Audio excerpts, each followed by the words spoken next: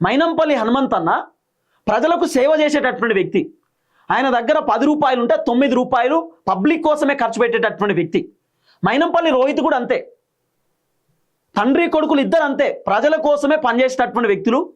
అట్లనే ప్రజలకు ఎంతో కొంత మంచి చేసేటటువంటి వ్యక్తులు. వాళ్ళ దగ్గర 10 రూపాయలు ఉంటే 9 రూపాయలు పబ్లిక్ కోసమే ఖర్చు పెట్టేటటువంటి వ్యక్తులు. సో బలంగా మాట్లాడగలుగుతారు, బలంగా మాట్లాడతారు, గట్టిగా మాట్లాడతారు. ఇప్పటిదాకా అవినీతి అక్రమాల ఆరోపణలు లేవు.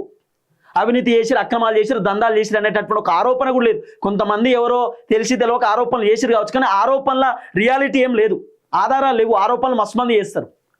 సో మెదక్లో మళ్ళీ మైనంపల్లి రోహిత్ గెలిచేటటువంటి అవకాశాలు బలంగా ఉన్నాయి.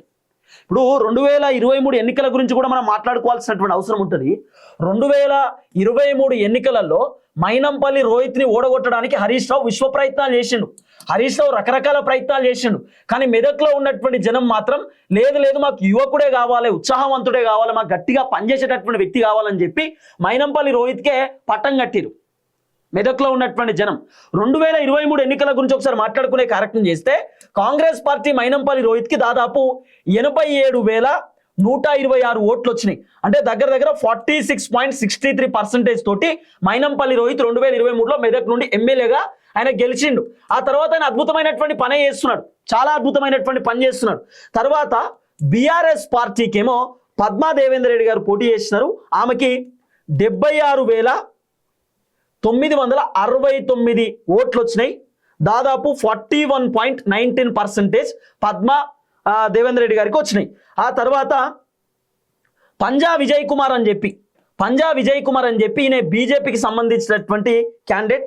ఈయనకు దగ్గర 13,657 ఓట్లు వచ్చినాయి. 7.31% ఈయనకు వచ్చింది బీజేపీకి సంబంధించి.